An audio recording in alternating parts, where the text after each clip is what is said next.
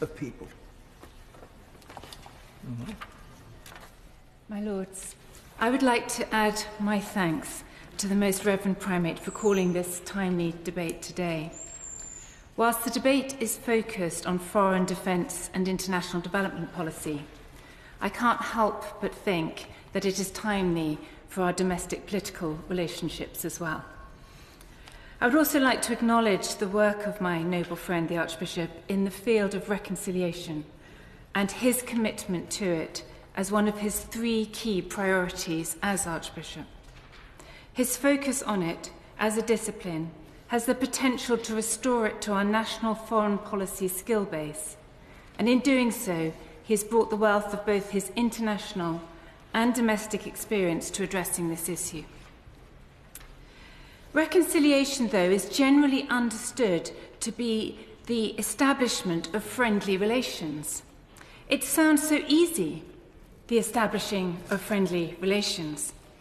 But when we look at some of the conflicts around the world, how long-term they are, how entrenched they are, and the absolute destruction and devastation that they have visited on individuals, communities, and nations, it is self-evident that the journey to a place of re-established friendly relations can only be taken through a gateway of genuine, painstaking reconciliation, forged on the pathway of truth, justice, and costly forgiveness, step by step, one life at a time. Earlier this year, I had the privilege of visiting the Genocide Museum in Rwanda.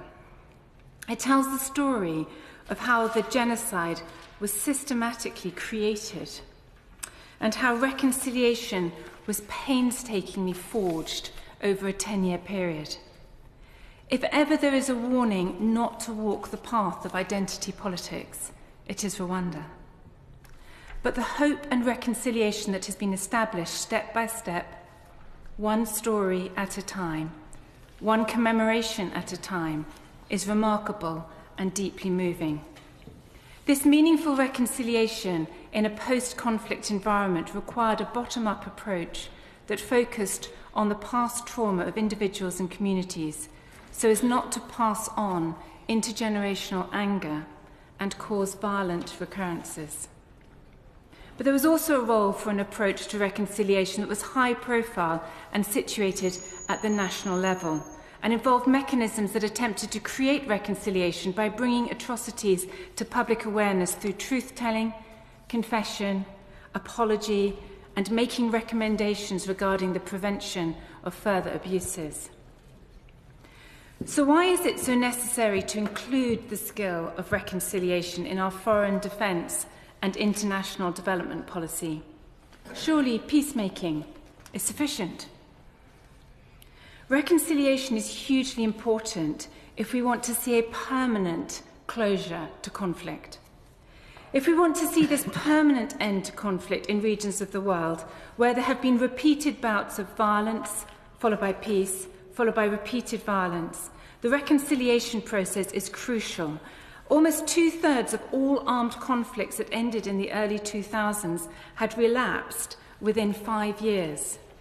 This shows the importance of viewing long-term peace-building and reconciliation as the fundamental foundation of enabling a country to move on from the destructive impact of conflict and actually heal.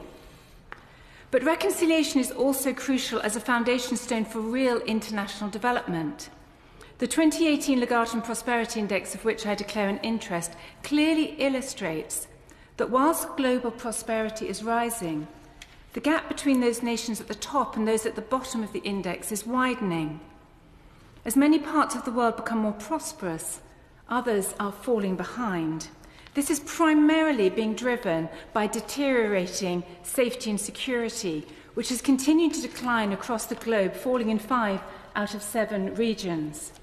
For example, over the last 10 years, the number of deaths caused directly by war has increased by 60%, and deaths from terrorism have quadrupled. The World Bank estimates that by 2030, nearly half of all people living in extreme poverty will be living in conflict-affected areas. But we know that a platform of stable safety and security is the foundation of successful nation building and is the essential precondition of prosperity.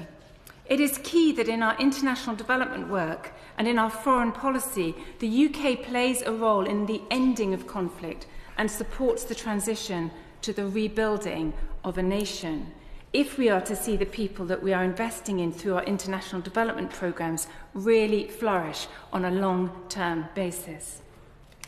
So rarely has there been a more important time for us to develop the skills of not just peacemaking, but also reconciliation in our foreign policy and international development work, in order to bring about permanent, peaceful settlements and create a firm foundation for the development of fragile nations.